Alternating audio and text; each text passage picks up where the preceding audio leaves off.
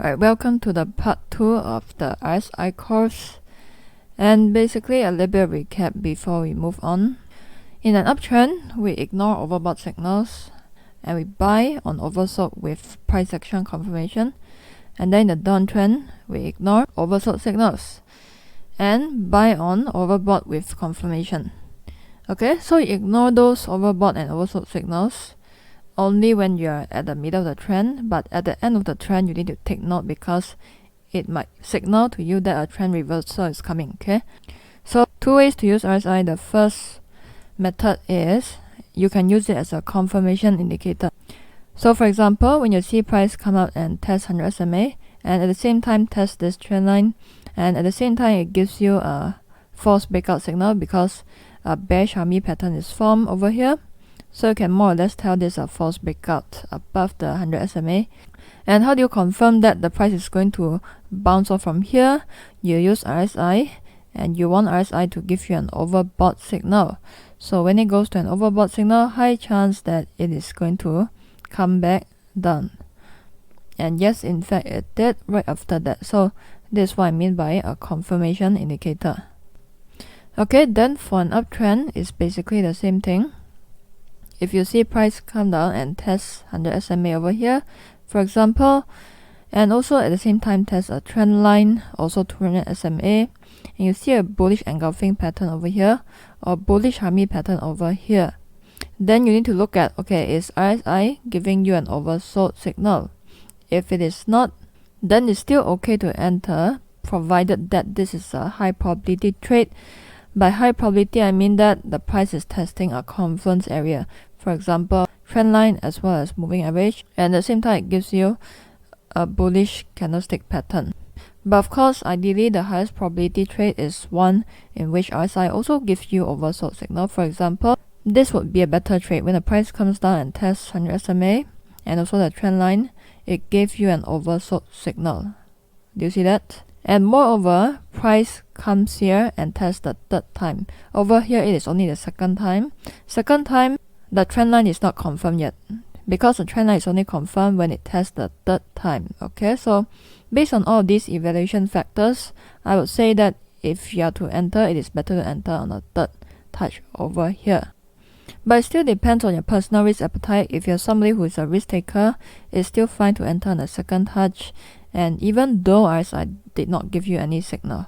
And one thing you need to take note about RSI is that it doesn't give you as much signal as compared to other indicators like stochastics and CCI. And if I zoom in further, you can see that on the third touch there's a bullish signal. So this is more of like a bullish army signal, a big red candle followed by small green candle. Okay, and then you have spinning top over here followed by bullish confirmation. So you can enter here and then put your stop slightly below 200 SMA, and then you can put your TP right at the swing high. Okay, or you can wait until RSI go to overbought and then come back down to transition zone. So one thing you realize so far is that our system is not a systematic trading system where the stop loss, okay, every single time it has to be 30 pip, 30 pip, 20 pip, 20 pip. Okay, we are trading based on a discretionary price action trading system where we adjust our stop loss and TP target based on market conditions. I personally feel that this is more flexible and this is better because as a trader we don't want to be too rigid, we need to be flexible. Okay, and also adjust your lot size and also pick trades based on your personal risk appetite. Okay, and the second function that RSI has is it helps you spot potential reversals. By now you already know what is bullish divergence, what is bearish divergence, so I'm just gonna go through it real quick. Bullish divergence, you already know that is when RSI is giving you higher lows, okay, while price is giving you lower highs and lower lows. This is what I mean by bullish divergence. Some people call this the positive divergence. Even though RSI is less prone to being affected by spikes, if the spike is large enough, it would still cause the RSI to get distorted and then go to oversold or overbought signals. Okay, if it spikes upwards really fast, it's going to give you an overbought signal. If it spikes downwards really fast, it's going to give you a false oversold signal. So sometimes you gotta look at whether those higher lows, is it caused by normal price movement or is it caused by a distortion in price, meaning a big spike, okay? So you need to confirm the end of the trend not only by just using divergence but also looking at the price action when it breaks above the trend lines. So if you see price breaks above the trend line and then giving you bullish signals, and in this case 3 white soldiers, it tells you that the price is going to continue to go up rather than this being a false signal. Understand what I'm saying? So even over here there's a bullish engulfing pattern already, so less likely the price is going to go down from here. So this means that you shouldn't enter a trade when a divergence is formed because you gotta wait for confirmation. Now you can use divergence for two things. The first thing is you can use it to pick tops and bottoms. For just now, if you are looking for a buy trade, you can buy right after the 3 white soldiers is formed, or some people, they are going to wait for price to retrace back to this trend line and bounce off. This is a more conservative approach. A more aggressive approach would be to buy right away, which I don't really recommend, because yes, sometimes the price is going to go up, go straight up, but most of the time you find that when price make a breakout, it's going to retrace back and then bounce off from a support or a trend line. So personally, because I'm more conservative, I would normally wait for price to come back here and bounce off. But if it didn't, just like this one, then I'll give this trade a miss, okay? And most importantly, how do you know whether a breakout, will it continue or not, or will it retrace? If the price breaks out, in this case, on an overbought level, then high chance the price is going to retrace and touch the support or trend line. If it breaks at the transition zone, then the chances are less, okay? So another way in which you can use divergence is to use it to scale out or take profit. So for example, let's say if you already have made a trade, let's say over here, okay, and you're waiting for time to get out. At the end of the trend, the price broke above the trend line. When it broke above the trend line, of course, make sure you put in your 5 EMA, because when it comes to breakout, you gotta use 5 EMA as confirmation. I just remove all the different indicators that I teach you in this lesson because I don't want to clutter the chart too much. Otherwise, it will be hard to show you things. So this means that when the price breaks above the trend line, you can scale out or you can take profit from there. Now this is what we call a bullish divergence. When you draw a trend line, it's going to slope upwards, and when you draw a trend line on the price action, it's going to slope downwards. Okay, so there's a conflict between the price action as well as the RSI. And this one is a negative divergence, which means that RSI is making lower highs, and if you draw a trend line, it will be sloping downwards, while price is making higher highs as well as higher lows. Okay, so again, you can use divergence for two things.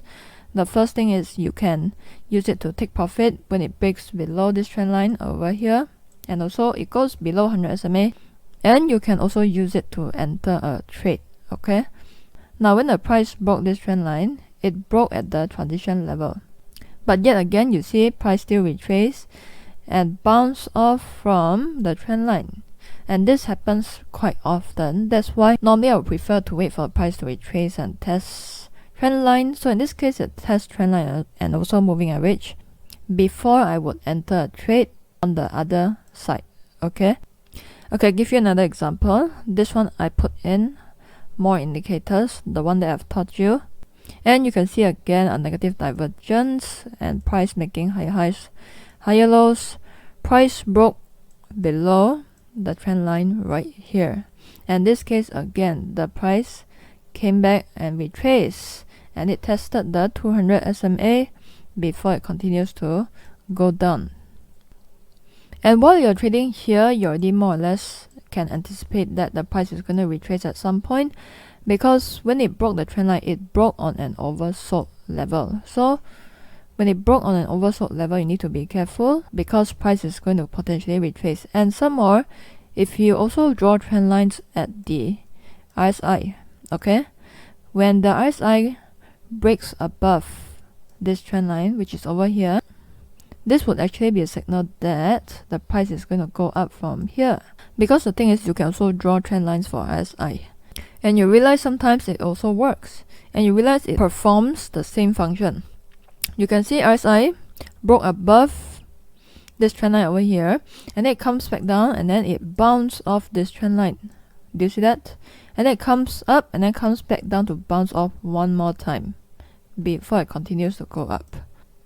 So basically, how can you approach this trade? What you can do is that you can wait for the price to retrace. Once it retraces, it has to give you a bearish candlestick signal over here when it tests the 200 SMA or when it tests a resistance, and then you can put your stop at the swing high. Okay, and then you can put your TP target calculated based on the average range of the bullish trend. Okay, the average range movement of the bullish trend. And how do you find out the average range? What you can do is that you can go to your MT4 and then draw the channel. Okay, learn to draw a channel. But the more aggressive traders, what they'll do is that they will take the highest distance, okay, the longest distance between the trend line and the most top price movement. But in this case, I'm taking average, so right here in this trade, you're taking about 1,500 points. Okay, and you realize that if you're trading the higher time frame, you will be able to harvest more profits. But the downside of that is, if you do lose, you're going to lose more points as compared to if you are to trade in the hourly time frame or lower time frame. So some precautions you need to take note of is the false signals are more prevalent in smaller time frames. So that's why I don't really trade H1 and below. I only look at time frames from H1 to above, meaning H1, H4, D1 weekly, monthly. Okay, I never look at the minute time frames because it's just too noisy, too volatile. And also avoid trading during high impact events. Later I'll show you why.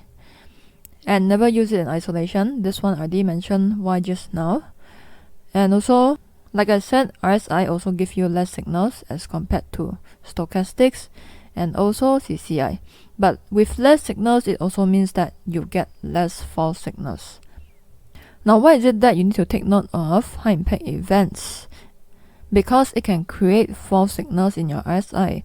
Why is that? Because, for example, if you see price move down really fast from here, you will also see RSI shoot down really fast, and hence give you a false extreme signal, and in this case a false oversold signal. Okay, so these are what we call outliers, meaning that they are caused by temporary volatility, temporary spikes, which would potentially give you a false signals. So if an overbought or oversold signal is caused by an outlier, meaning a temporary high impact event or an unexpected event, then you need to ignore that signal. Okay, so how do you know what kind of economic events are taking place? You need to look at your economic calendar, meaning you need to check out, for example, Forex Factory economic calendar. You need to look at, okay, based on this candlestick over here, what is happening right now? What you want is oversold or overbought signals that are caused by normal price movements. Okay, it is not caused by something that's unusual. And if you realize how RSI works is that if price slopes up, goes up gradually, RSI will also go up gradually, right? And if price makes a really steep fall, RSI will also make a really steep fall. If price goes up gradually again, right here, you see many small candles, RSI will also go up gradually. Okay, so basically RSI is sort of like moving average. It moves in tandem with the price, because after all it is still a calculation taking the average highs and also average lows. Okay, so with that guys, I hope that this gives you a clear idea on how to use RSI properly and how to spot false RSI signals.